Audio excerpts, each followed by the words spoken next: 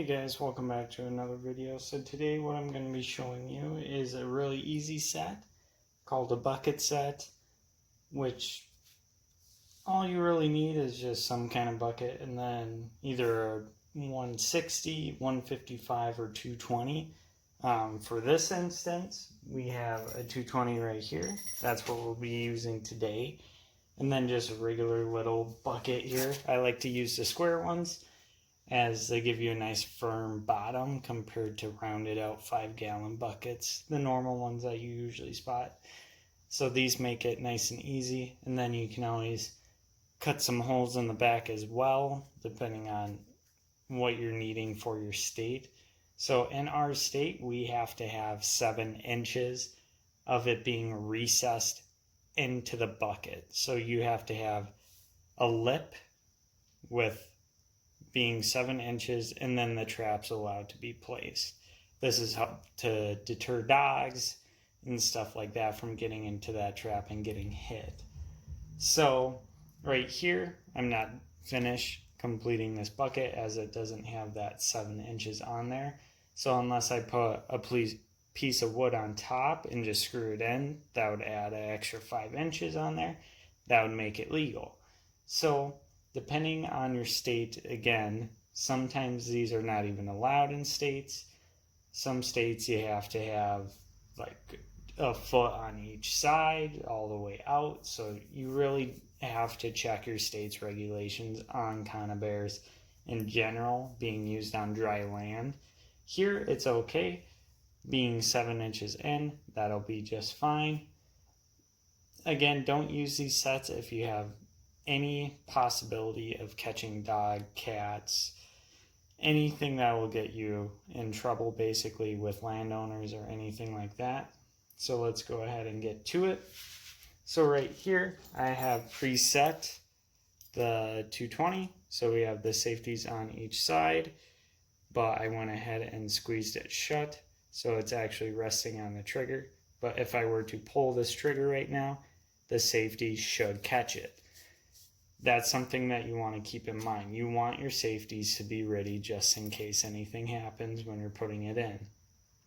Another good thing is to add just a little piece of wire back here. So when you take your safety off and you put it back here, you can tie that safety there. So then there's no possibility of the safety just slowly coming down, flipping over, catching on one side, and then only one spring fires or something like that. You don't want to have to worry about that. So just spend the 10-15 seconds, put a little wire over here so you can string up that safety when it's not in use. So anyways, what you do here is pretty easy. Go ahead, you take the bucket. As you can see, it's just cut a couple inches in so far. I'm probably just going to cut it all the way 7 to 12 inches maybe, just to really make sure. I want to be above board with everything. I don't want to have any problems. So we'll go ahead, and all you have to do is you take the conibear and you just work it into that cut. And you want it to be nice and tight in there because you don't want the trap moving at all, obviously. And for that, you'll go ahead and slide the conibear in. And then once you are content with where it's at, of course, so you want it mostly square on, so then the animal shouldn't be having any problems getting in or out of there. So once you know that is good, you can go ahead, take off the safeties, move them back, put them on the cable, and then you just make sure that the trap works in there just right, which it will, just like that. Perfect. So as you can see, that's how the trap looks in there. Some people like to flip the trap over so the actual wires are coming up, so then they push them down like that instead of having to push through them. That's all kind of personal preference there, depending on how you feel it affects your catches. I would kind of go that route for it. Just experiment at first, see which way is better, see if pushing one wire off to the side and then one as an L shape works better, or kind of whatever you prefer. And then just go ahead, and you always want to make sure you stake off with these still, even though they are supposed to be kill traps. You never know. So just go ahead and stake it off, because you could catch a huge boar coon, and you don't want that getting away with your trap. So be safe than sorry always. You never want to have any problems with it.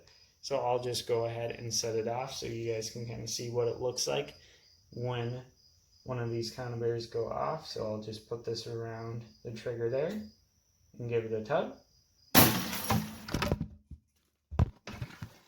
As you can see, that was pretty aggressive as it flew out, as it wants to push itself out of that actual bucket while grabbing whatever is in it. So as you can see, that has quite a bit of power, and it will dispatch most animals that will get in there, besides if like a coyote or something stick its head in there, maybe it probably won't get that done. So if you guys have any questions or comments about anything, just leave them down there below. And yeah, thanks for watching.